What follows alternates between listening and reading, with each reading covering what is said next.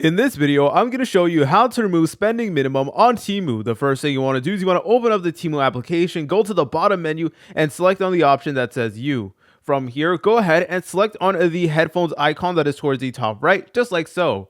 And then a menu like this will appear. So what we need to do is we need to scroll down until we see this option that says Contact Us. So go ahead and press on that like so. So then from here, go ahead and type out a message essentially saying that you need to remove the purchase limit. So I'm just going to go ahead and write a message right now, and you guys could basically go ahead and copy it or just rephrase it a little bit, but it should be able to get the job done. So type out a message that is something like this, and then Temu will eventually give you a response. And essentially, you need to go ahead and go back and forth with the Temu customer service. So yeah, they might send you a response that looks something like this. So I personally recommend just typing out more messages, asking them to remove it. And this may not always work, but sometimes they might actually remove the minimum purchase limit, which is honestly pretty nice of them. So go ahead and just keep on typing it, and it may not always work, but it should be able to help you out significantly. If you guys found this video helpful, make sure to leave a like and subscribe. I'll see you in the next tutorial.